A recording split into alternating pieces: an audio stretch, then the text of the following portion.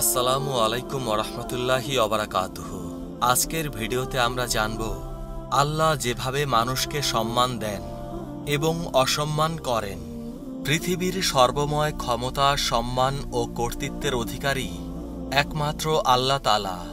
তিনি যাকে ইচ্ছা ক্ষমতা, সম্মান দান করেন, আবার যার থেকে ইচ্ছা এসব কেড়ে নেন। ক্ষমতা ও সম্মান আল্লাহর পক্ষ থেকে প্রদত্ত বিশেষ অনুগ্রহ। এই অনুগ্রহ পেয়ে কখনো অহংকার করতে হয় না। আল্লাহর প্রতি কৃতজ্ঞতা ও সৃষ্টিজীবের প্রতি সদয় থাকতে হয়, অন্যথায় আল্লাহ তাআলা এই সম্মান কেড়ে নেন। পবিত্র কোরআনে এ বিষয়ে বর্ণিত হয়েছে, হে আল্লাহ, রাজত্বের মালিক, আপনি যাকে চান রাজত্ব দান করেন, আর যার থেকে চান রাজত্ব কেড়ে নেন, এবং আপনি যাকে চান সম্মান দান করেন, আর যাকে চান অপমানিত করেন। আপনার হাতেই কল্যাণ, নিশ্চয়ই আপনি সবকিছুর ওপর ক্ষমতাবান। সূরা আল ইমরান আয়াত ২৬। অর্থাৎ মানব সমাজের ভারসাম্য রক্ষায় মহান আল্লাহ মানবজাতিকে নানা শ্রেণী ও গোষ্ঠীতে বিন্যস্ত করেছেন। তিনি কাউকে জ্ঞানী করেছেন, আর কাউকে করেছেন মূর্খ, কাউকে ধনী করেছেন, আর কাউকে দরিদ্র, কাউকে শাসক করেছেন, আর কাউকে করেছেন জনতা। পার্থিব জীবনে আল্লাহ যাদের সম্মানিত করেছেন, তিনি তাদের প্রতি অনুগ্রহ করেছেন, এবং তিনি অপর পক্ষের প্রতি সুবিচার করেছেন। এভাবেই তিনি শ্রেণীবদ্ধ মানব সমাজের ভারসাম্য রক্ষা করেছেন। মহান রাব্বুল আলামিন ইরশাদ করেছেন, এরা কি তোমার প্রতিপালকের করুণা বন্টন করে? আমি তাদের মধ্যে তাদের জীবিকা বন্টন করি, পার্থিব জীবনে এবং পরস্পরের ওপর মর্যাদায় উন্নত করি, যাতে একে অপরের দ্বারা কাজ করিয়ে নিতে পারে, এবং তারা যা জমা করে তা থেকে তোমার প্রতিপালকের অনুগ্রহ উৎকৃষ্টতর। সূরা জুখরুফ আয়াত ৩২। আর যাদেরকে আল্লাহ তাআলা শক্তি বা ক্ষমতা দিয়েছেন, তারা আল্লাহর এই অনুগ্রহের সৎ ব্যবহার না করে অত্যাচারীর ভূমিকায় অবতীর্ণ হয়, তখন আল্লাহ মানবজাতির স্বার্থে ক্ষমতার পালা বদল ঘটান। আল্লাহ পাক ইরশাদ করেছেন, আল্লাহ যদি মানবজাতির এক দলকে অন্য দল দ্বারা প্রতিহত না করতেন, তাহলে বিধ্বস্ত হয়ে যেত খ্রিস্টান সংসার বিরাগীদের উপাসনা স্থান, গির্জা, ইহুদিদের উপাসনালয় এবং মসজিদগুলো, যাতে অধিক স্মরণ করা হয় আল্লাহর নাম। সূরা হজ আয়াত ৪০। অর্থাৎ আল্লাহ কোনো একটি গোত্র বা জাতিকে স্থায়ী কর্তৃত্ব দান করেননি। এটা তার বিরাট অনুগ্রহ। বরং বিভিন্ন সময় দুনিয়ায় একটি দলকে দিয়ে তিনি অন্য একটি দলকে প্রতিহত করতে থেকেছেন। নয়তো কোনো একটি নির্দিষ্ট দল যদি কোথাও স্থায়ী কর্তৃত্ব লাভ করত, তাহলে ইবাদত গৃহসমূহ বিধ্বস্ত হওয়ার হাত থেকে রেহাই পেত না। সূরা বাকারায় এই বিষয়বস্তুকে এভাবে বলা হয়েছে, যদি আল্লাহ লোকদেরকে একজনের সাহায্যে অন্যজনকে প্রতিহত না করতে থাকতেন, তাহলে পৃথিবীতে বিপর্যয় সৃষ্টি হয়ে যেত। কিন্তু আল্লাহ সৃষ্টি জগতের প্রতি বড়ই করুণাময়। সূরা বাকারা আয়াত ২৫১।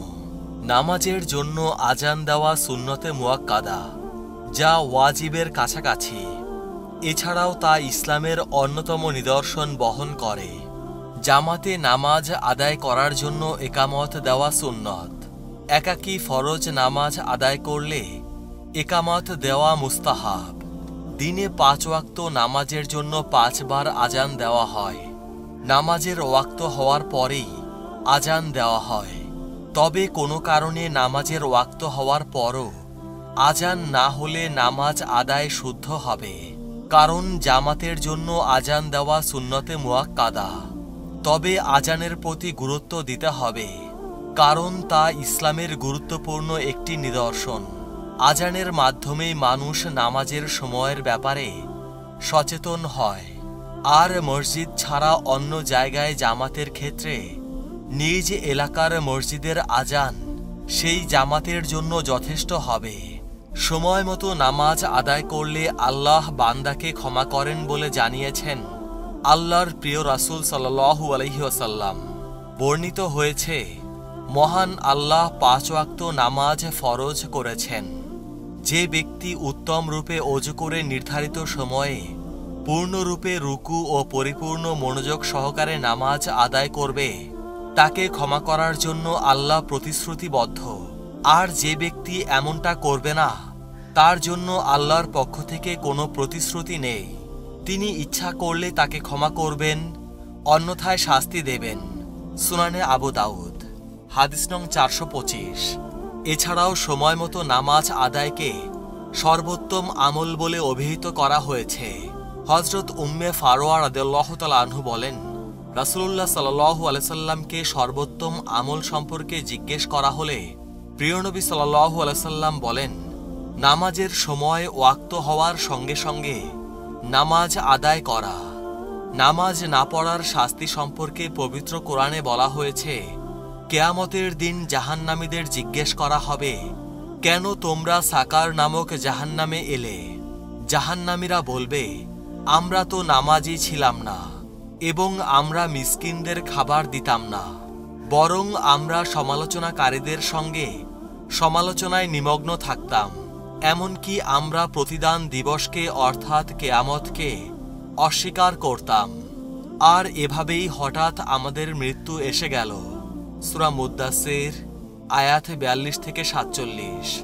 ইসলাম নামাজে এতটাই গুরুত্বপূর্ণ, আল্লাহ তাআলা বান্দার উপর প্রতিদিন 5 ওয়াক্ত নামাজ ফরজ করেছেন।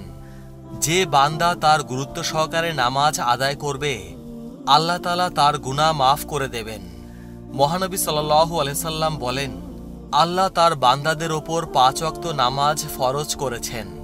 যে ব্যক্তি তা যথাযথভাবে পালন করবে আর অবহেলার কারণে এর কোনোটি পরিত্যাগ করবে না, মহান আল্লাহ তাকে জান্নাতে প্রবেশ করানোর অঙ্গীকার করেছেন।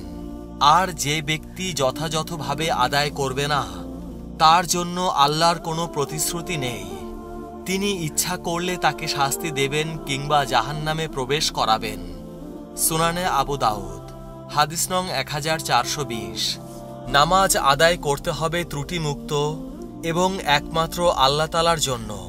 নামাজকে রিয়া বা লোক দেখানো ইবাদতে পরিণত করা যাবে না, কারণ রিয়া বা লোক দেখানো ইবাদতকে হাদিসে ছোট শিরক বলে গণ্য করা হয়েছে। রাসূল সাল্লাল্লাহু আলাইহি সাল্লাম বলেছেন, আমি তোমাদের ব্যাপারে ছোট শিরক নিয়ে যত ভয় পাচ্ছি, অন্য কোনো ব্যাপারে এত ভীত নই।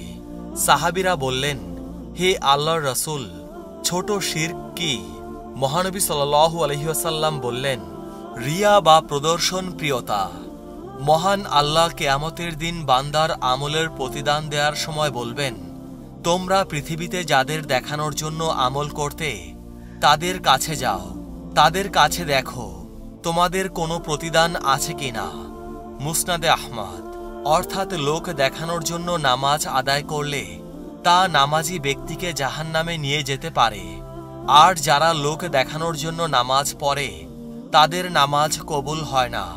মহান আল্লাহ বলেন, সুতরাং ধ্বংস সেসব নামাজির জন্য যারা তাদের নামাজ সম্পর্কে উদাসীন, যারা লোক দেখানোর জন্য তা করে। সূরা মাউন আয়াত 4 থেকে 6।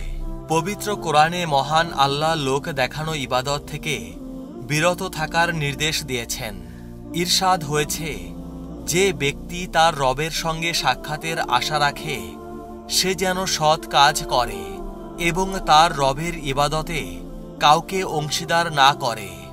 সূরা কাহাফ আয়াত 110।